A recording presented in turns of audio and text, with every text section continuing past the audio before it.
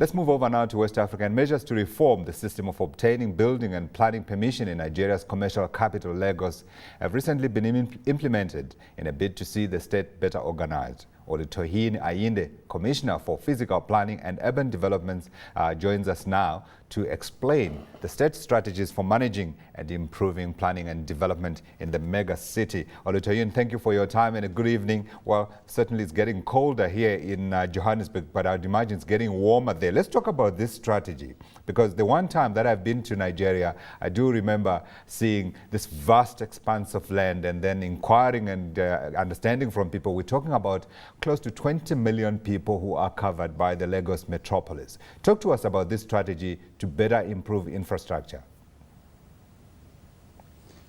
Good evening. It's probably good to acknowledge that we have a warm temperature here. And for us in Lagos State, development rests solely on planning, because planning is about creating order, and order is said to bring increase. So if Lagos State must really take in the kind of population that it is coping with now, we are over 21 million people, the most populated state in Nigeria. There is no better strategy for us than urban planning. And what that helps us to do is to look at the area of the whole of the state and formulate plans that will guide the growth and development of the state. Yeah. And to that extent, the state has been able to initiate some plans covering various parts of the state. And that is how we have planned to achieve development on a systematic basis. Yeah, Commissioner, sustainable manner. Give me timelines here. What are we talking about in terms of when these plans will be implemented?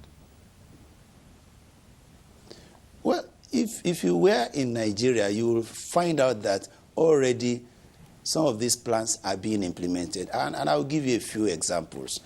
Starting with the Lekki Master Plan. Lekki Master Plan was a project that was started about 2006. Today, the Lekki-Epe Expressway is part implementation of that project and is the first and most successful test case of a PPP initiative, the public-private partnership in Lagos State. Let me talk about the mainland Central Model City Plan, where we have the Murtala Mohammed way that has been built. It has been rebuilt. Along that road now, we also have the BRT lane.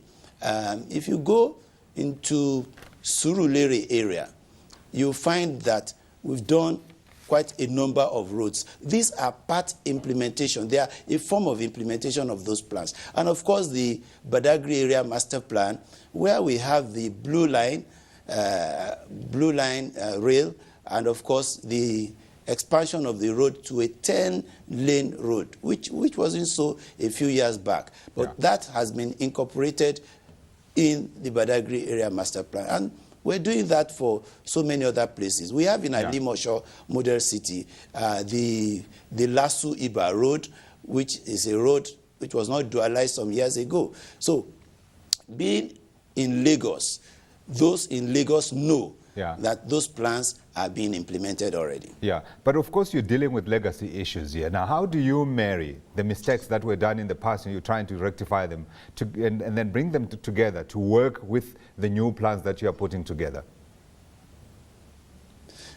The good thing about urban planning is that you start first with the history. So, and having known that, you look at the existing situation. Every new plan first starts with the existing land use, with the view to correcting the mistakes of the past. And that is when you now begin to project the goals and strategies for the future. Right. So we've learned in a lot of places where we have failed before, and we also find that some uses have to change based on developments that have taken place over the years. For example, one of our main highways, Ikorodu Road, was mainly zoned as residential some years ago. But today we have allowed for mixed uses because of the volume of traffic and population that moves through that road every day. Commissioner, I've got one quick question, and you've got less than 30 seconds to tell me how you're bringing in the private sector, because crucial to these plans is, of course, to get and harness the resources of the private sector. I mentioned a while ago that we were working on the Lagos-Epe Expressway. Yeah. It's our flagship PPP model, and quite a lot of other projects we have thrown out to the private. We are presently working on the revitalization of Lagos Island West, and we've begun to receive proposals from the private sector, which we are looking at. And once we are convinced that those proposals are bankable, we go ahead and implement them.